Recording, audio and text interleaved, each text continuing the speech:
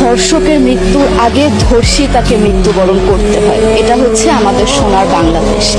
একজন ধর্ষকের জীবনের মূল্যটা এত বেশি যে তাকে ফাঁসির মঞ্চে দাঁড় করা যাবে না।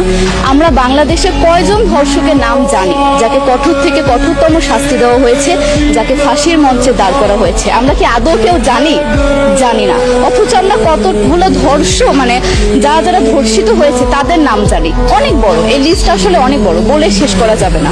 কুমিল্লার তনু, মাগুরার আসিয়া, 2 দিন আগেও কিশোরগঞ্জে 8ম শ্রেণীর একটি ছাত্রীকে বাসা থেকে তুলে নিয়ে ধর্ষণ করা হচ্ছে।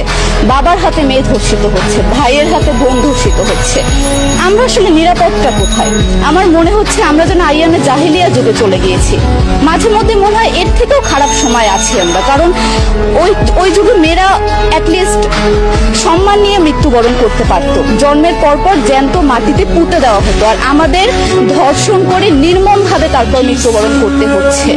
যদি সরকার আমাদের ওই নিরাপত্তা নাই দিতে পারে, তাহলে সরকারের কাছে আমাদের অনুরোধ, আমাদের জ্যান্ত মাটিতে পুঁতে দিক। আমরা বেঁচে থাকতে চাই না, আমরা সম্মান নিয়ে মৃত্যুবরণ করতে চাই।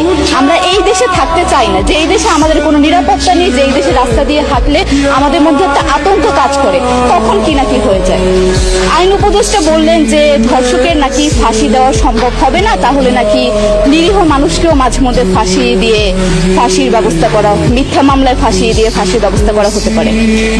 আইন উপদেষ্টার কাছে আমার প্রশ্ন, আল্লাহ না করুক আজকে যদি আপনার কাছের কেউ, আপনার বোন অথবা আপনার স্ত্রী অথবা আপনার মেয়ের সাথে যদি এরকম কোনো কিছু হতো, আপনি কি আসলে এটা বলতে পারতেন যে না, ধর্ষককে ফাঁসি দেওয়া যাবে না?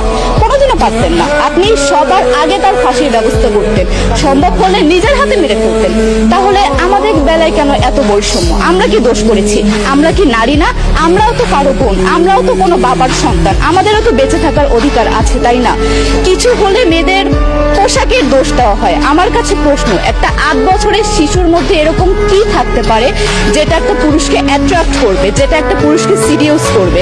সেরকম হলে আসলে ধর্ষণ করা হতো সবসময় প্রাপ্তবয়স্ক মহিলাকে। কিন্তু আমরা আসলে পরিসংখ্যান গবেষণা করলে দেখতে পারি যে ধর্ষক সবচেয়ে বেশি করা হচ্ছে শিশুদেরকে, কিশোরীদের সবচেয়ে বেশি ধর্ষণ করা হচ্ছে। দৃষ্টিভঙ্গি পরিবর্তন করুন, চিন্তা ভাবনা পরিবর্তন করুন, ধর্ষকদের আইনের আওতায় আনুন। যদি আইন উপদেষ্টা অথবা প্রশাসন যদি ধর্ষকদের শাস্তির ব্যবস্থা না করতে পারে, আমাদের হাতে তুলে দেন, আমরা নিজেদের হাতে শাস্তি দিয়ে দিতে পারবো। এই সাহস আমাদের মধ্যে আছে। বেঁচে থাকার জন্য আমাদের যতটা কঠিন হতে হবে, আমরা কঠিন হওয়ার জন্য প্রস্তুত আছি। আমরা ফাঁসি চাই, ধর্ষকদের কঠোর থেকে কঠোরতম শাস্তি চাই। যতদিন না পর্যন্ত ফাঁসি দেওয়া হবে, যতদিন না পর্যন্ত ধর্ষকদের শাস্তির ব্যবস্থা করা হবে, আমরা আমাদের আন্দোলন অব্যাহত